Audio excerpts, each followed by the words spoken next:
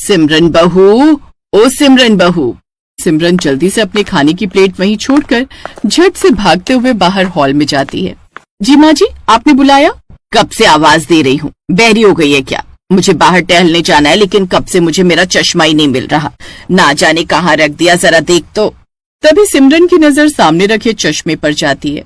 क्या माँ जी, ये तो रहा, ये लीजिए। ये देख, बुढ़ापे में इंसान सठिया जाता है, सही कहा है किसी ने। अच्छा सुन, तू दिन के लिए कढ़ी चावल बना कर रखना, आज बड़ा दिल कर रहा है खट्टी कढ़ी खाने का। लेकिन सुन, उससे पहले तू घर की साफ सफाई, बर्तन और हाँ, मेरे कमरे के चादर और पर्दे हैं, उन्हें भी धो देना। जी ठीक है माँ जी।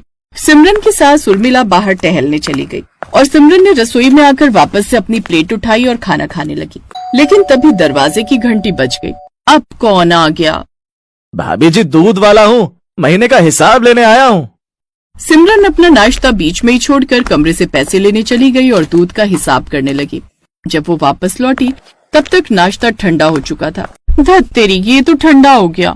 छोड़ो, अब कौन गरम करे। ऐसा करती हूँ, पहले जल्दी से काम निपटा लेती हूँ, नहीं तो देर हो जाएगी घर के काम निपटाने में, और माँ जी आ गई तो दो बातें और सुनाएंगी। इसी तरह सिमरन आधा अधूरा खाना बीच में छोड़कर काम पर लग गई।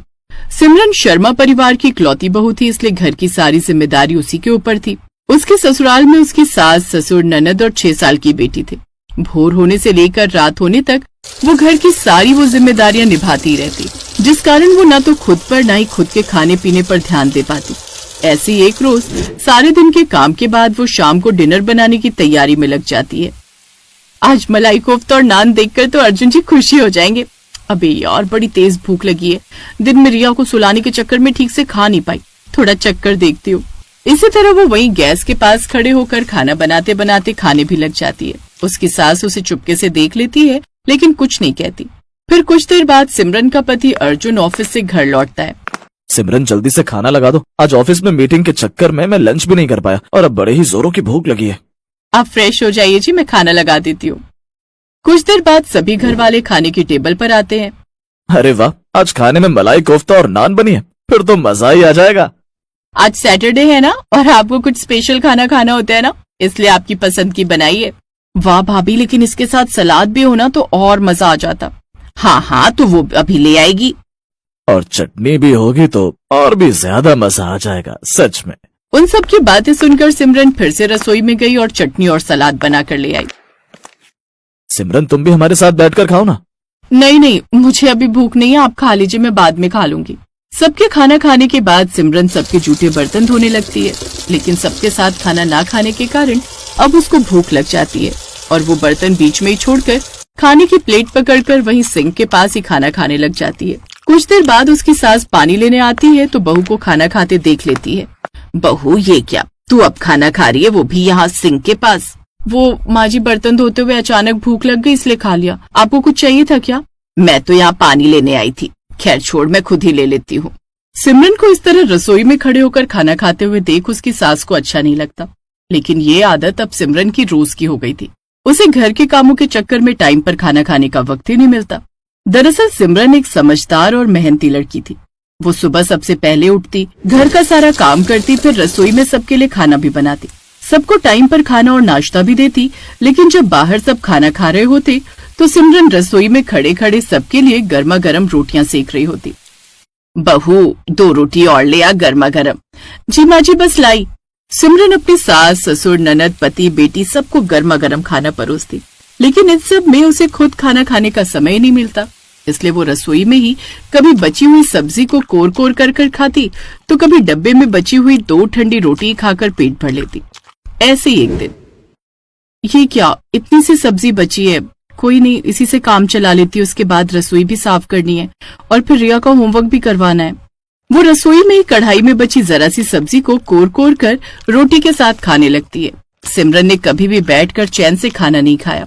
उसकी सास कई बार देखती कि जब सिमरन खाना खा रही होती वो रसोई में ही खड़े खड़े खाती रहती। एक रोज, बहू, तुम रसोई में क्यों खाती हो? ये अच्छी आदत नहीं है। हमें भोजन का सम्मान करना चाहिए, उसे तसल्ली से किया जाता है। अगर तू ऐसे ही जूठा बचा हुआ कुछ थोड़ा बहुत ही खाएगी ना तो एक दिन बीमार पड़ जाएगी। मुझे कुछ नहीं होगा माँ जी, अभी तो मैं जवान हूँ, खूब ताकत है मेरे अंदर। सिमरन ने ये बात हंसकर टाल दी, लेकिन अब उसकी सास को उसकी चिंता सताने लगी। फिर एक रोज, माँ जी ये लीजिए आपकी चाय। और वो अपनी बात पूरी कर पाती उससे पहले वो चक्कर खाकर बेहोश हो जाती है। अरे ये क्या हुआ बहू को? माँ भाभी को चक्कर आ रहे थे। इसका मतलब कहीं कोई खुशखबरी तो नहीं। तू जल्दी से डॉक्टर को फोन तो कर। प्रिया डॉक्टर को फोन करती है और कुछ देर बाद डॉक्टर घर आता है और सिमरन का चेकअप करता है। बताइए डॉक्टर साहब, कोई खुशखबरी है क्या जो बहू चक्कर खाकर बेहोश हो गई? जी नहीं, कोई खुशखबरी नहीं है। इनके अंदर तो मिनरल्स और विटामिन की बड़ी ज्यादा कमी है। ये ठीक से खाना नहीं खाती क्या? इन्हें पूरी तरह से पोषण नहीं मिल पा रहा। अगर ऐसे ही हालात रहे ना तो एक दिन इनकी तबीयत काफी ज्यादा बिगड़ जाएगी। इनके खाने पीने का पूरा ध्यान रखिए। डॉक्टर की बात सुनकर वो सब घबरा जाते हैं। सिमरन को जब होश आता है तो उर्मिला उससे कहती है, मैं पहले ही कहती थी बहू की रसोई में खाना मत खा, लेकिन गलती हमारी भी है। हम खुद तो गर्मा गर्म रोटी खाने बैठ जाते हैं और इस चक्कर में बहू के खाने पर ध्यान ही नहीं दे पाते। लेकिन अब मैं तुम्हारा ध्यान रखूंगी। उसी रोज शाम के समय सिमरन धीरे धीरे अपने बिस्तर से उठकर रसोई की तरफ जाने लगती है। तभी उसकी ननद, अरे भाभी कहाँ जा रही हो? रसोई में खाना बनाने। तभी उसकी सास रसोई से निकल कर आती है। बहू आज तुम रसोई में नहीं बल्कि हम सबके साथ बैठकर खाओगी, और आज तुम बैठो, मैं खाना परोसूंगी। ये सुनकर सिमरन खुश हो जाती है और उस रोज पहली बार वो सबके साथ चैन से बैठकर रसोई में नहीं बल्कि डाइनिंग टेबल पर खाना खाती है। उस रोज के बाद वो सबके साथ ही टेबल पर खाना खाती। कभी कभी सबका ध्यान रखते रखते एक स्त्री खुद का ध्यान रखना ही भूल जाती है। वो माँ, पत्नी, भाभी, बहू का फर्ज निभाते निभाते खुद का और खुद के खाने पीने का ध्यान ही नहीं दे पाती, जिस कारण वो अंदर ही अंदर कमजोर होती चली जाती है। लेकिन एक बात का हमेशा ध्यान रखें, आप खुद का ध्यान रखें, समय पर खाना खाएं, तसल्ली से खाना खाएं, क्योंकि आप खुद स्वस्थ रहेंगी तभी आप पूरे परिवार की सुरक्षा की जिम्मेदारी उठा पाएंगी।